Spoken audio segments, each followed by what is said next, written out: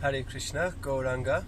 I just had a really interesting thing happen to me there, which triggered off, of course, some Krishna conscious thoughts. As always, it's my style, and it should be the style of devotees, to try and attribute everything they see and do to Krishna consciousness. The thoughts of my pure devotees dwell always on me. Yeah, this is what Krishna says in the Bhagavad Gita. So we're aspiring to become pure devotees naturally, not just that. I should say probably we have to force our thoughts at first. We have to keep dovetailing our every action towards Krishna, pushing our self into Krishna conscious situations to give the higher taste. Vishaya vinivartante, right? Niraharasya dehana, So we can't falsely renounce. So we have to engage the senses in Krishna consciousness. So this what happened basically was I had to post some letters. So I went to the shop. Post offices aren't open early because of COVID. The devotees are always too early with these things. So the benefits of rising early in the morning means you get things done, but shops aren't on the same level of catching up with our timings. So I went into this just local shop, and I said, "Oh, you got any stamps?" The guy said, "No, I don't have any stamps left." And I was like, "Oh, okay, cool." And then there was a woman coming out of the shop, an older lady, and she said, "Oh, I'll give you a stamp, son." And I was like, "Oh, that's nice, thank you very much." And I was about to, I jumped into my wallet to give something. She says, "Oh, don't worry about it, that's your Christmas present, And I was thinking, it is amazing actually, you hear about so many wonderful acts of piety that go on during Christmas time. People give so much charity to the homeless and to the hungry and needy around the world. They do all these nice things, supporting families and so many things. You hear all these stories going around about Christmas tales of joy and happiness and so on and so forth. So it got me thinking that, well, actually, if devotees, and I say are meant to be, of course we know we are supposed to be, that is the ideal, that devotees are able to see with equal vision the learned and gentle Brahmin, the cow, the dog eater, so on and so forth. We're able to see with this equal vision of the soul being in the person's heart, and Krishna is the super soul being there. If we're able to think in that way, then we should actually have the real peace and goodwill towards all mankind. Prabhupada himself said that the Krishna Consciousness movement is the real United Nations, and His Holiness Bhattacharya Maharaj gave an amazing lecture one time, a really powerful video where he says, he was speaking with one leader of Nairobi, one government official, maybe I don't know if it was the president or prime minister or something like that, and he said, "Look around our temple. Someone's from America, someone's from Spain, someone's from India, someone's from this place, that place. Where else in the world are you seeing, a united front like this, where all the different peoples of the world have, found one religion to follow?" Yeah.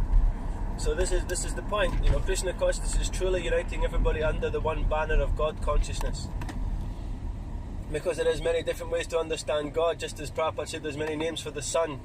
In English, it's the sun. In India, it's Surya.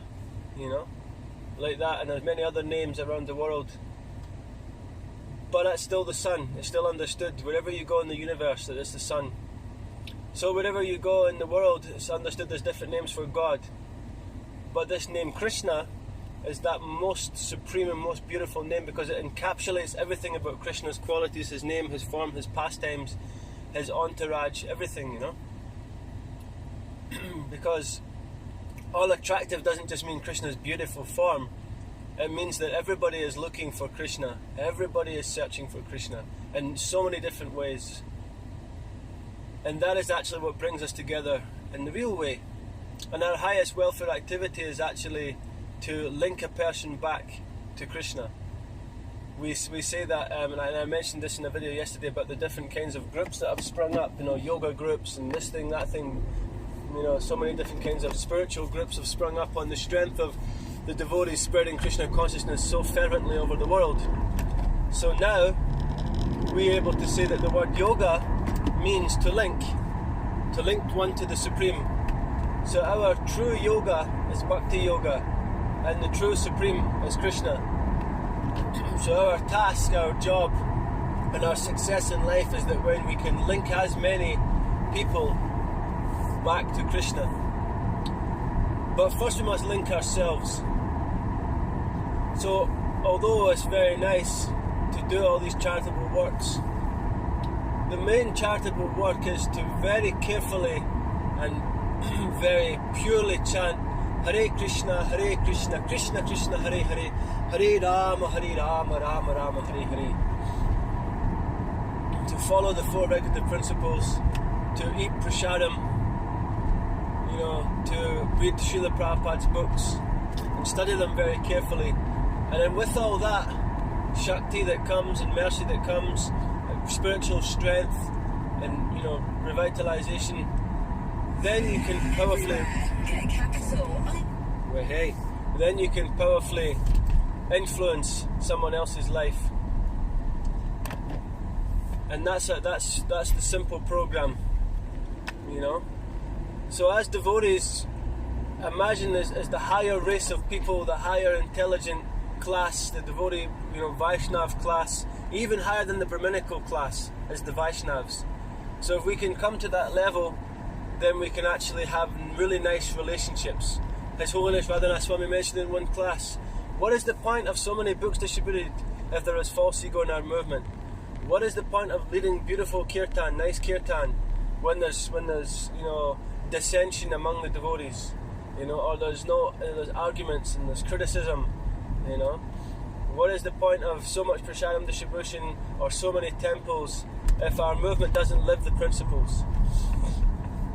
So this is the thing, Let us live the life of Krishna consciousness, distribute the overflow to everybody that we see, and whether it's Christmas or New Year or spring, summer, winter, whatever it is, we'll actually be bringing real world peace and real world unity, to this planet, And in that way we'll bring real balance and real stability to our own selves, because we're also naturally looking to find the real answer. Every single day we wake up in the morning and that's the search for the truth, the solution to the world's problems, and it's all there. We've got it in Krishna consciousness, and we have the most amazing examples, teachers, guides like Srila Prabhupada and our current ISKCON gurus and senior devotees. Srila Prabhupada ki jai, ISKCON Guru Vrinda ki jai, Nitai Gaura Premanandi Haribo.